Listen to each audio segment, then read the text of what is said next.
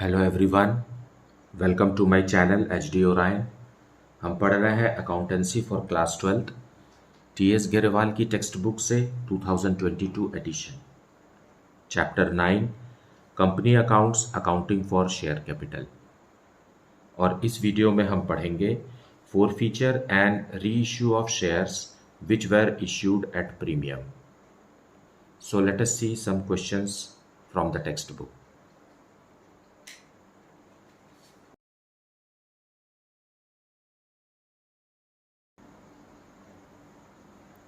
Question number 73. Telecom Limited issued 20,000 equity shares of rupees 10 each at a premium of rupees 5 per share, payable as rupees 7 including premium on application, rupees 5 on allotment, and the balance after 3 months of allotment. A shareholder to whom 200 shares were allotted failed to pay the allotment and call money, and his shares were forfeited. 160 of the forfeited shares were reissued for rupees 1600. Give necessary entries in company's journal and the balance sheet. So let us see the detailed explanation of it in the solution. Solution 73. There are 20,000 equity shares और हर equity share 10 रुपये वाला है, लेकिन इसे company 5 rupees premium पर issue कर रही है, मतलब 15 रुपीज़ पर इशू कर रही है।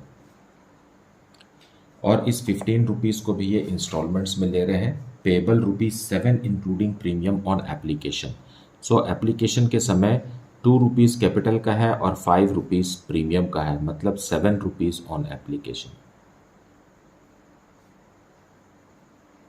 And rupees 5 on allotment, second installment को हम अलॉटमेंट कहते हैं, so on allotment. And the balance after 3 months of allotment, और जो बैलेंस मतलब थर्ड इंस्टॉलमेंट भी है, तो 2 + 5 7 हो गया, तो third installment first and final call में। Now a shareholder to whom 200 shares were allotted failed to pay the allotment and call money. Now A अपने 200 shares पर allotment और फर्स्ट कॉल का अमाउंट नहीं दिया, इसलिए हमें इसे फोरफीट करना है। नाउ अब यहाँ इस बात को भी समझिए कि प्रीमियम का जो मनी है as directed in the question application के समय ही मिल रहा है, अलॉटमेंट के समय नहीं मिल रहा है। इसलिए जब हम फोरफीचर की एंट्री करेंगे तो उसमें हम सिक्योरिटीज प्रीमियम रिजर्व को डेबिट करके क्लोज नहीं करेंगे। So we will first receive the application money in bank account debited. कितना? 20,000 इक्विटी शेयर्स हैं और एप्लीकेशन मनी है रुपीज़ 7। सो ये हो गया rupees 1,40,000 to equity share application account.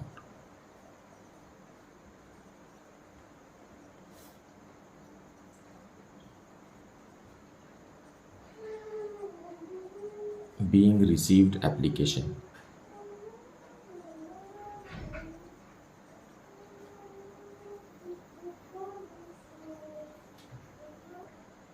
Now we will transfer this money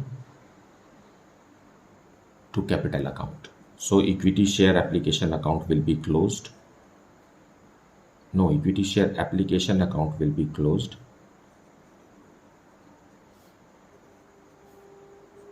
To equity share capital account and to securities premium reserve.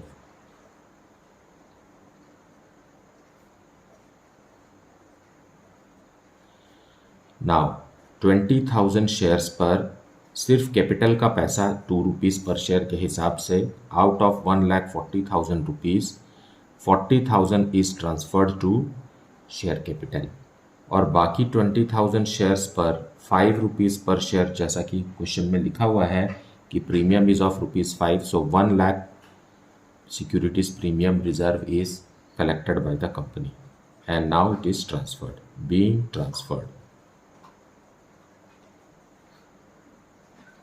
To capital and securities premium reserve. Now अब allotment money due करेंगे, क्योंकि premium application के साथ ही collect कर लिया गया है पूरा का पूरा, इसलिए हम अलॉटमेंट में सिक्योरिटीज प्रीमियम नहीं लिखेंगे। So equity share allotment account debited to equity share capital account. 20,000 shares per allotment money is ₹5 per share, so 1 lakh rupees is due from the investors.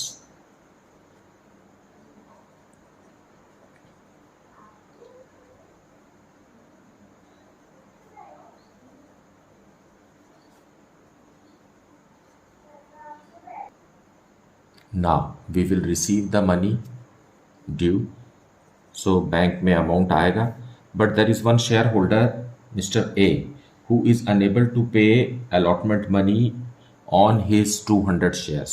So bank में कितना आएगा? 19,800 shares पर आएगा। 200 shares तो A के हैं, वो नहीं दे रहा पैसा 5 रुपीज़ के हिसाब से। 200 into 5, 1,000 rupees less. So 99,000 rupees will be received in the bank for equity share allotment. हम यहाँ कॉल्स इन एरियर्स अकाउंट नहीं खोल रहे हैं और ज़रूरी भी नहीं है उसे खोलना। Fine. Being received except on 200 equity shares. Amount समय पर नहीं देने के बावजूद भी कंपनी ने फर्स्ट कॉल किया और फॉरफीचर को अभी फिलहाल टाल दिया। Fine. So equity share first and final call.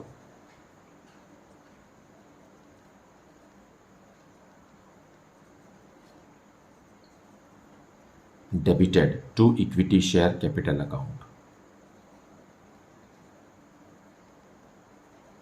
क्योंकि शेयर्स फॉरफीट अभी नहीं हुए हैं, इसलिए पूरे के पूरे 20,000 शेयर्स पर final call at the rate of ₹3 per share means 60,000 rupees is again made due from the investors. Being final call money due.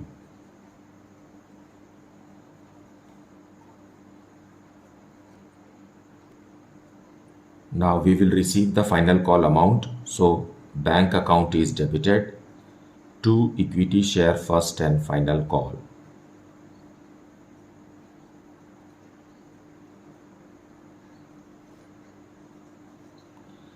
अभी भी ए के 200 शेयर्स पर अमाउंट नहीं मिल रहा है, मतलब 19,800 शेयर्स पर ही हमें 3 रुपीज़ पर शेयर के हिसाब से अमाउंट आएगा। It means on 200 shares at the rate of ₹3 means 600 rupees नहीं मिलेगा। सो 59,400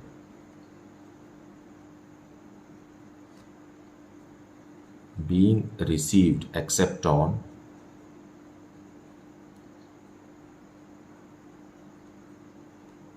$200 equity shares.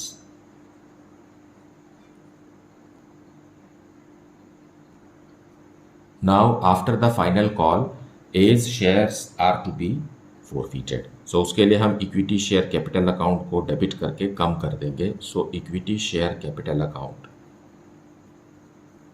Will be debited for 200 shares, और इस शेयर्स पर पूरा का पूरा 10 रुपीज़ कॉल्ड अप है। फाइन। सो 2,000 रुपीज़ से शेयर कैपिटल अकाउंट कम हो जाएगा। For non payment of share equity share allotment account, equity share allotment, क्योंकि ये प्रोराटा का क्वेश्चन नहीं है इसलिए आप सीधा मल्टीप्लाई करके लिख सकते हैं 1,000 रुपीज़, क्योंकि कोई एक्सेस एप्लीकेशन मनी नहीं है जिसे अलॉटमेंट के समय एडजस्ट किया गया है। और यहाँ सिक्योरिटीज़ प्रीमियम रिजर्व भी नहीं आएगा, डेबिट होगा, नहीं डेबिट होगा, क्योंकि सिक्योरिटीज़ प्रीमियम रिजर्व का पूरा अमाउंट एप्लीकेशन के साथ ही मिल गया है। अगर प्रीमियम का अमाउंट अगर मिल गया होता है कंपनी को, तो फॉरफीचर के समय में वो क्लोज नहीं होता है। Right. To equity share first and final call.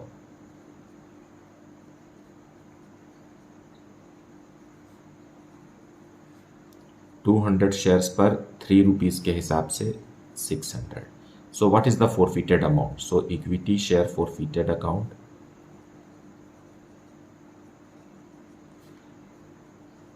$200 shares पर इन्होंने सिर्फ एप्लीकेशन मनी दिया है और वो भी कैपिटल का 2 रुपीज़ दिया है. प्रीमियम को अभी यहाँ इग्नोर करना है, उसके अमाउंट को भी इग्नोर करना है. अगर आप ब्रॉडली देख रहे हैं तो ऐसा लग रहा है कि उसने तो प्रीमियम का अमाउंट भी दिया था और वो भी फोरफीट होना चाहिए, लेकिन प्रीमियम का अमाउंट कभी भी फोरफीचर में नहीं आता है. फाइन. सो फोरफीचर में सिर्फ कैपिटल का अमाउंट आता है. तो out of 7 rupees asked at the time of application, 5 rupees is for securities premium and 2 rupees for capital. So only 400 could be forfeited. Being 200 equity shares forfeited.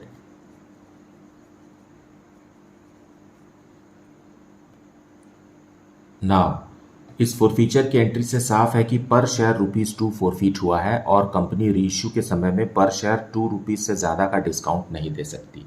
So out of these 200 forfeited shares, the question says that 160 shares were reissued. So reissue करेंगे हम, bank account फिर से debit होगा. 160 shares are reissued for ₹1600. मतलब पूरा 10 rupees ले रहे हैं, है ना. और शेयर्स भी 10 रुपीज़ का है और फुल्ली कॉल्ड अप है, इसलिए फुल्ली कॉल्ड अप मानते हुए ही कोई डिस्काउंट यहाँ नहीं दिया जा रहा है.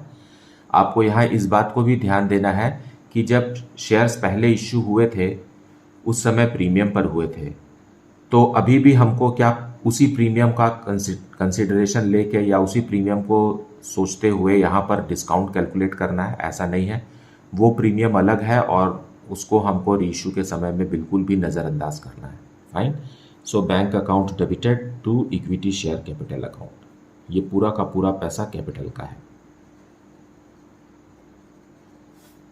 1600 being 160 equity shares reissued at par. मतलब ये 2 रुपीज़ पर शेयर जो कंपनी ने फोरफीट किया है ये यूज नहीं हुआ. सो एंटायर 2 रुपीज़ पर share for 160 shares will be transferred to capital reserve. So let us transfer it. That will be the last entry for this. So equity share forfeiture account debited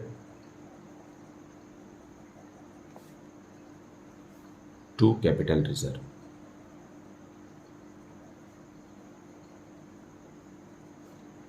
₹160 shares पर ही पूरा का पूरा 2 rupees. So 320 rupees will be transferred. Not 400, है ना. 400 में तो 200 shares का है. सो 80 शेयर्स, नॉट 40 शेयर्स जो बच रहे हैं उनका पैसा अभी भी फोरफीचर अकाउंट में है. Being gain transferred.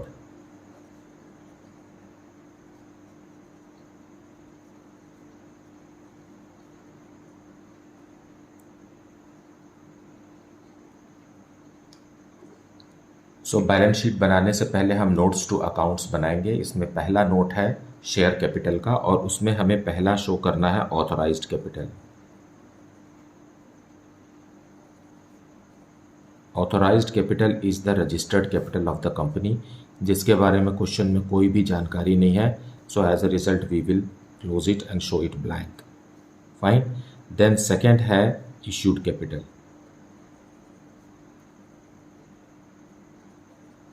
Issued capital में जैसा कि क्वेश्चन में लिखा हुआ है 20,000 shares were issued to the public. Fine. 20,000 equity shares of ₹10 each. So it is 2 lakh. That is the issued capital. Fine. इसे भी हम ब्लॉक करेंगे, इसे भी बैलेंस शीट में नहीं शो करना है. हमें सब्सक्राइब्ड कैपिटल के बारे में बात करना है. Subscribed capital, subscribed capital.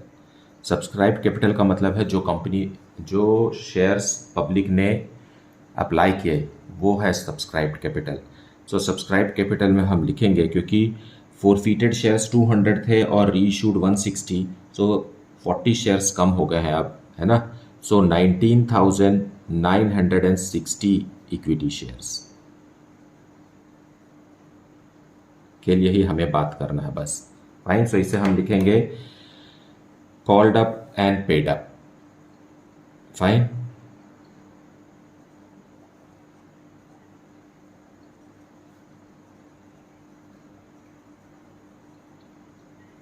called up and paid up.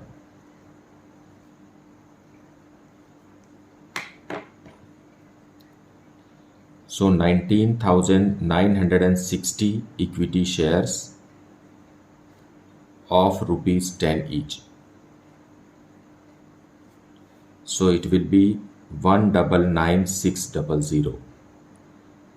Fine, क्योंकि 40 शेयर्स जो फोरफीट हुए थे उसे हमने रीइशू नहीं किया है, इसलिए हमें यही इन्फॉर्मेशन देना है।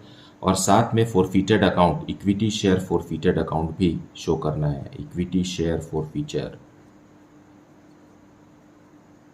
जो 40 शेयर्स रीइशू नहीं हुए हैं उन पर 2 रुपीज़ के हिसाब से 80 रुपीज़ अभी भी कंपनी के पास जमा है। सो ये जो अमाउंट आ रहा है अब 1,99,680, इसी अमाउंट को हमें बैलेंस शीट में शो करना है।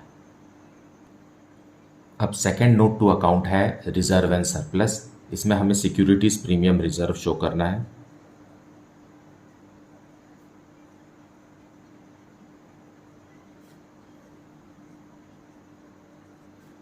$20,000 इक्विटी शेयर्स पर एट द रेट ऑफ ₹5 पर share, the amount is 1 lakh.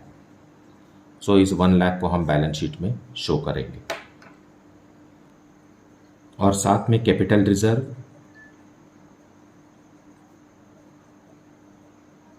Capital reserve जो हमने ट्रांसफर किया है gain on forfeiture, that is also separately transferred in the balance sheet. और लास्ट नोट है कैश एंड कैश इक्विवेलेंट, जो कि एक एसेट है। इसमें हमें कैश एट बैंक शो करना है, कैश एट बैंक। फाइन, आप ऐड करेंगे सारे बैंक का अमाउंट को तो आएगा 3 लाख रुपीज़, और इसे भी हमें बैलेंस शीट में शो करना है।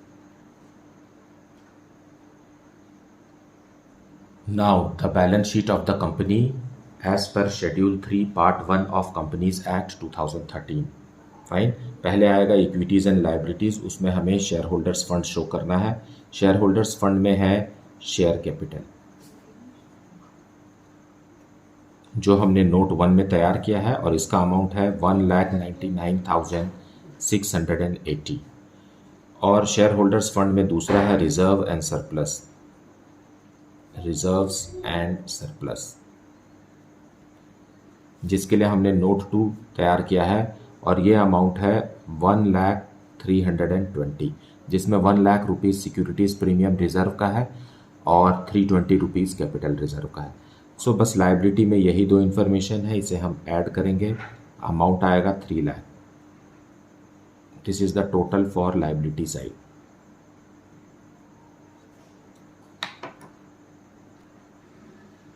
नाउ अब side 2 of the balance sheet में आता है एसेट्स। एसेट्स में हमें करंट एसेट्स शो करना है। करंट एसेट्स में जो सब हेड है वो है cash and cash equivalent, cash and cash equivalent.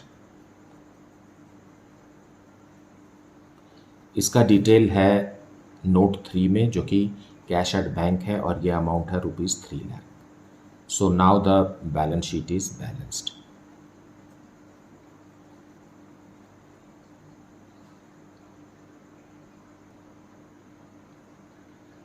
Now question number 74.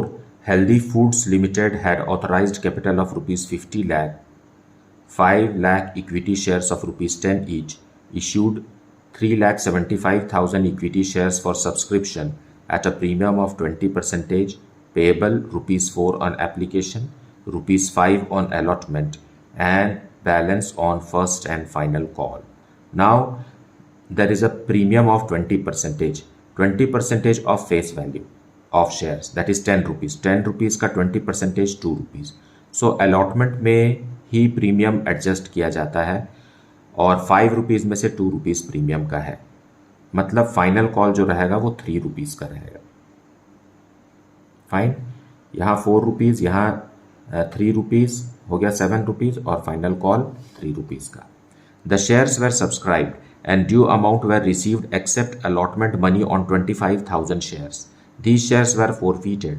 Later, these shares were reissued at ₹7 paid up and ₹50,000 were transferred to capital reserve.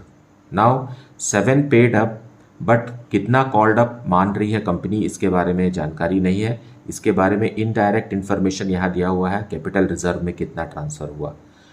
So discount को हमको यहीं हिंट लेकर के इसे सॉल्व करना है। First and final call was demanded from the share holders and was received except on 10,000 shares which was transferred to calls in arrears account. Pass the journal entries for forfeiture, reissue of forfeited shares and first and final call.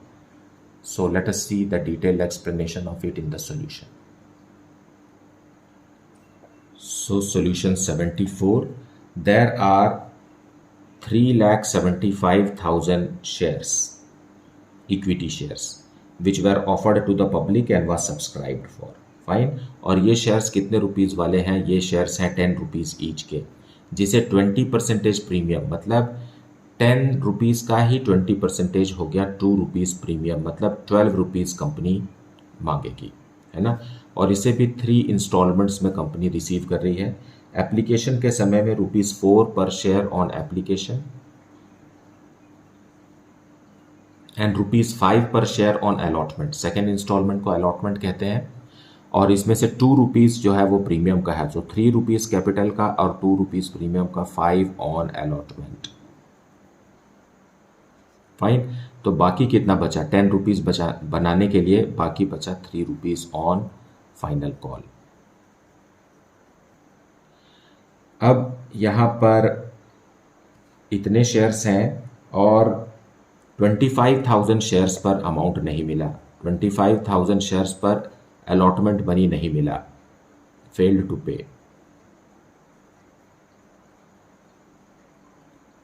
Allotment money. So first call के पहले ही forfeiture करेंगे हम, ठीक, forfeiture करेंगे for non payment of allotment, मतलब इन्होंने 4 rupees पर share दे दिया है ना, तो फॉरफीटेड अमाउंट क्या रहेगा? Forfeited amount is equal to 25,000 shares में 4 रुपीज़ पर शेयर हमने जब्त कर लिया, तो as a result 1 lakh rupees is the forfeited amount. ठीक, इसमें से हमने कैपिटल रिजर्व में कितना ट्रांसफ़र किया वो माइनस कर दीजिए। कैपिटल रिजर्व में ट्रांसफ़र हुआ है 50,000 were transferred to capital reserve, so 50,000 rupees capital reserve में ट्रांसफ़र हुआ, मतलब जो बचा हुआ 50,000 है यही डिस्काउंट ऑन री इश्यू है, डिस्काउंट ऑन री इश्यू 50,000 है, and this 50,000 is on how many shares? 25,000 shares. So per share कितना आ जाएगा? Per share discount is equal to 50,000 divided by 25,000, that is equal to ₹2 per share, है ना। 2 rupees का discount है। अब question में कहा है 7 rupees paid up and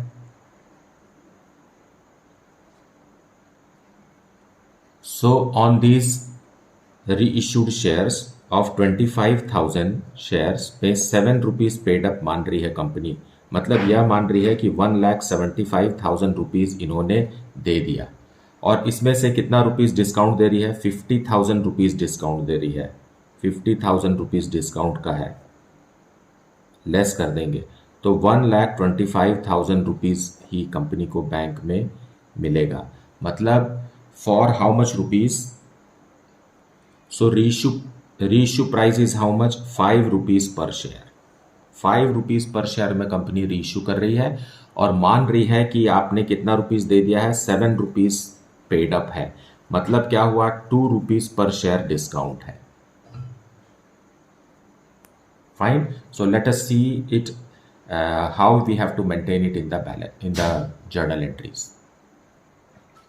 So now journal entries. So forfeiture की एंट्री करेंगे हम, जिसमें हमें 25,000 शेयर्स को forfeit करना है। Okay, so equity share it is equity share capital account will be closed. Equity share capital account will be debited on 25,000 shares for और company called up कितना है 7 रुपीज़ कॉल्ड अप है क्योंकि final call 3 rupees का अभी तक company ने किया नहीं है. फाइन,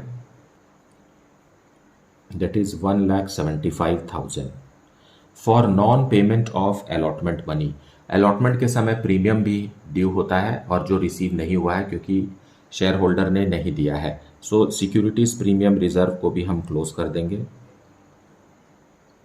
प्रीमियम रिजर्व 20% था, है ना. सो 25,000 शेयर्स पर 10 रुपीज़ का 20% 2 rupees. So with ₹50,000 we will close it to equity share allotment account. 25,000 shares पर 5 रुपीज़ नहीं मिला, मतलब 1,25,000 रुपीज़ नहीं मिला. सो मिला क्या है, वो equity share for future account में चला जाएगा. फाइन, यहाँ 7 रुपीज़ है और यहाँ भी, यहाँ कितना है 9 रुपीज़ है ना, और यहाँ सिर्फ 5 रुपीज़ है. सो 25,000 शेयर्स पर 4 रुपीज़ पर शेयर के हिसाब से 1 लाख रुपीज़ जो है वो फॉरफीट हो गया. और ये एप्लीकेशन मनी ही है. इन 25,000 शेयर्स का ये एप्लीकेशन मनी है 4 रुपीज़ पर शेयर, और इन्होंने एप्लीकेशन के बाद कुछ पैसा दिया नहीं है. Fine, being 25,000 shares फॉरफीटेड.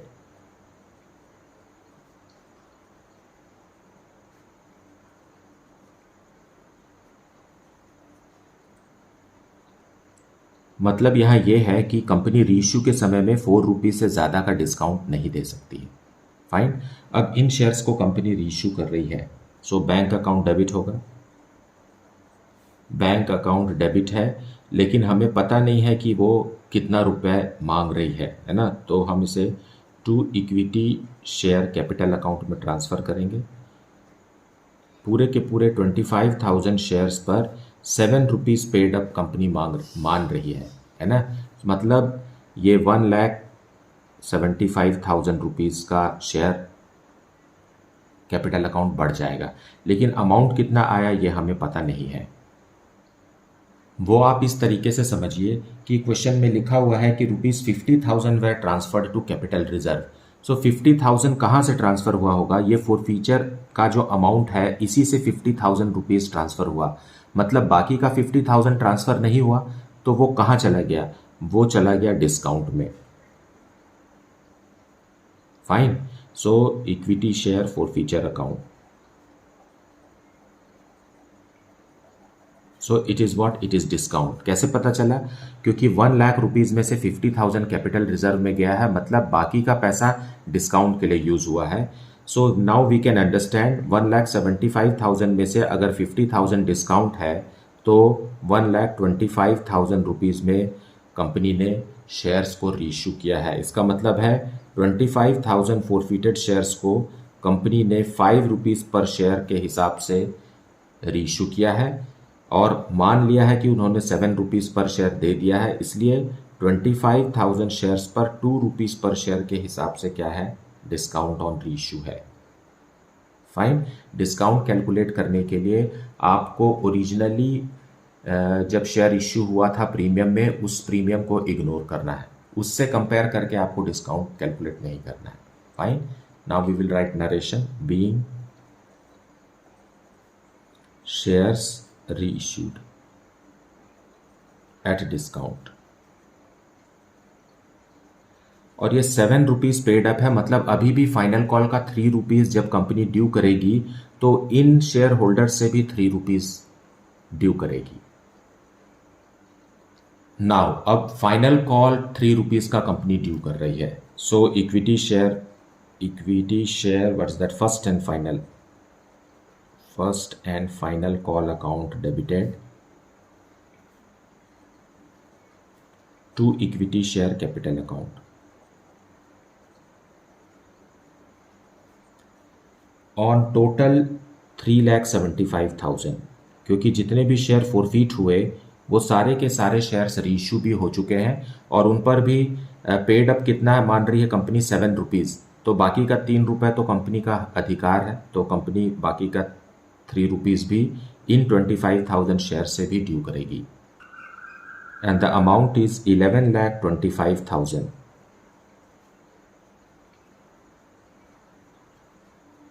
being final call due।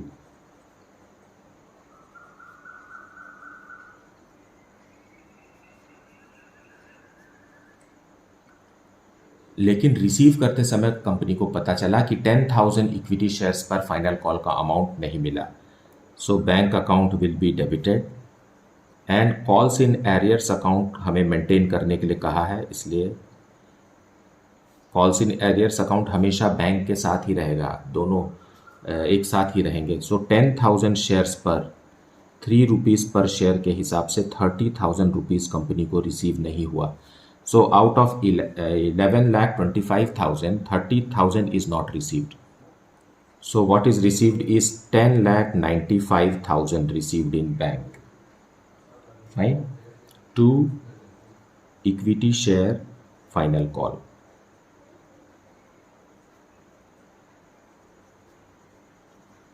$11,25,000.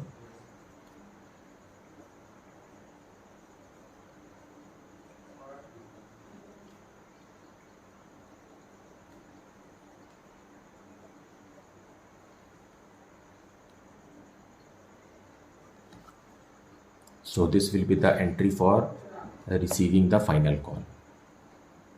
So is the solution for question number 74, जिसमें हमें इतना ही एंट्री करना था।